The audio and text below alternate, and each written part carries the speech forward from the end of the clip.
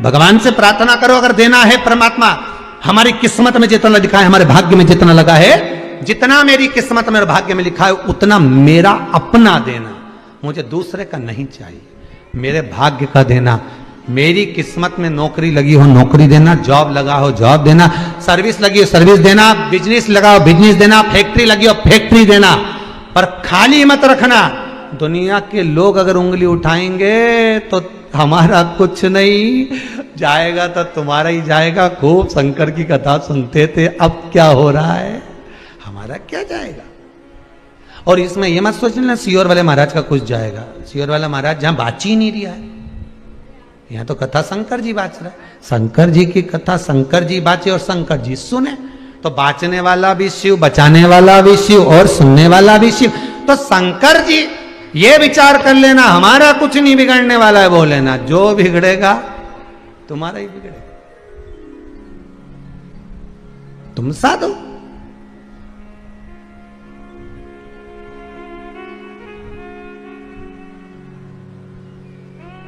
दर से अगर लौटूंगा यूं खाली, तो दुनिया उंगली तुम पर उठाए, हमारा क्या जानने वाला,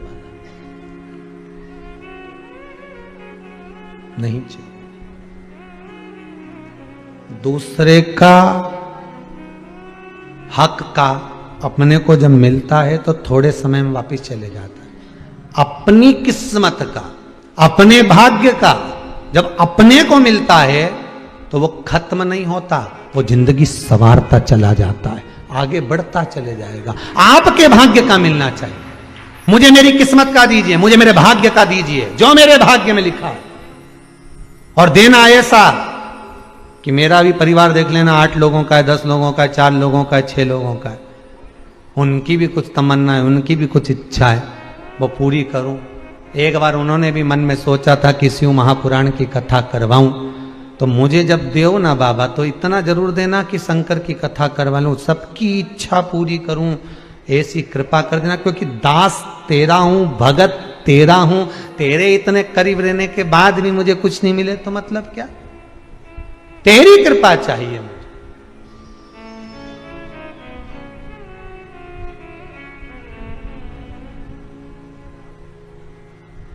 बस तेरी दया चाहिए। तूने गलती कर दी, गंगा जी बोली तुमने गलती करी है, तुम माना तुम क्षमा मांग रहे हो पर गलती करी है तुमने, मां अब तो क्षमा कर दो।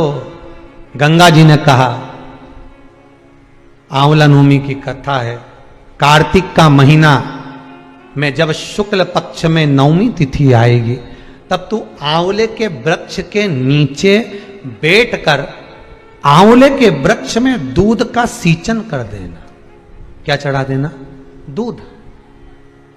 जिस व्यक्ति को रोग सताता ही रहता है, सताता ही रहता है, बीमारी आती रहती है, जा ही नहीं रही होती है, तो उसको कुछ नहीं करना चाहिए।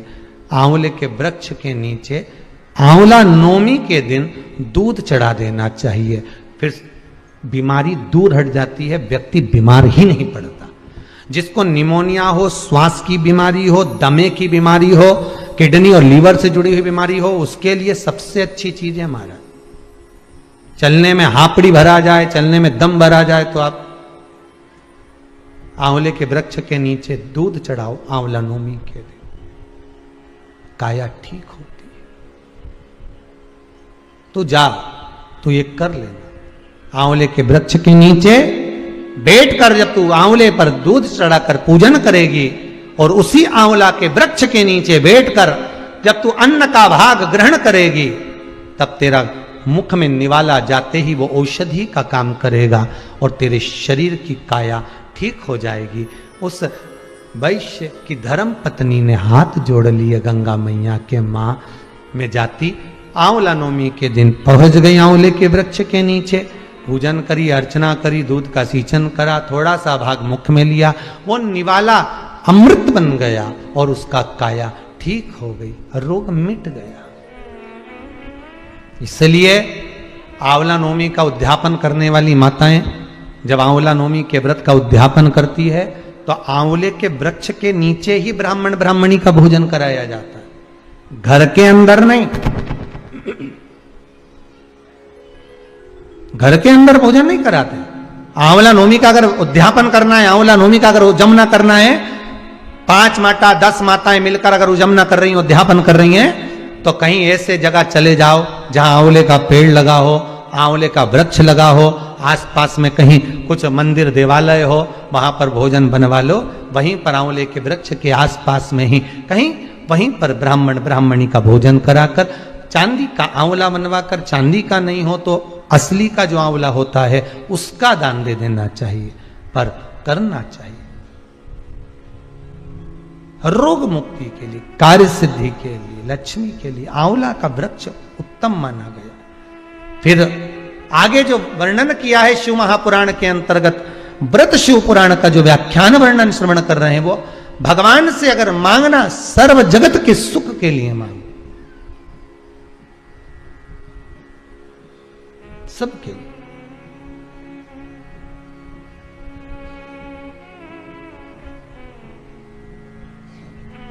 और जब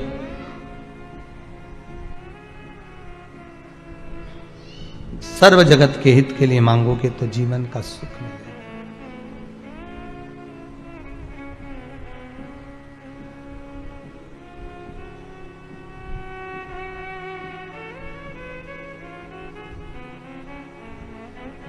भोलेनाथ तेरी काशी पागल कर जाती है,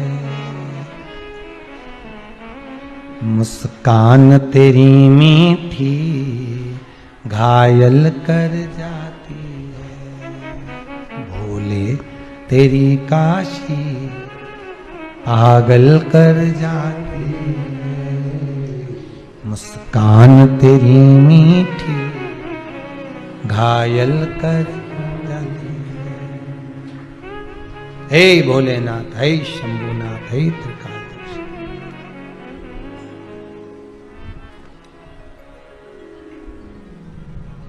तेरी कृपा कुछ ऐसी है, तेरी दया कुछ ऐसी है।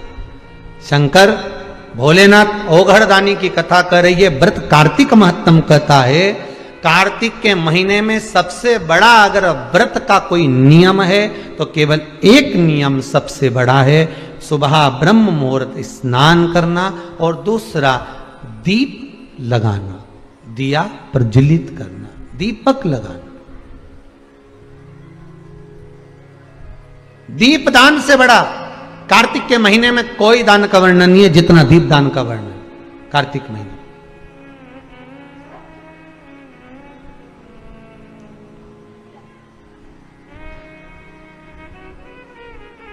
कार्तिक महात्म में एक सुंदर चरित्र आया हुआ है, आप लोगों ने श्रवण किया होगा। कार्तिक महात्म अगर किताब होगी आपके घर में तो आप उसमें पढ़ेंगे, तो उसमें एक बड़ा सुंदर सा चरित्र आता है कि एक बार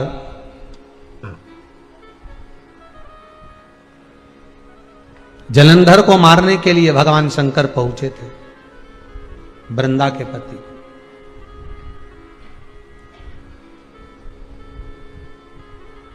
और जलंधर को मारने के लिए उधर शंकर भगवान को भेजा गया कि जलंधर को आपको मारना है।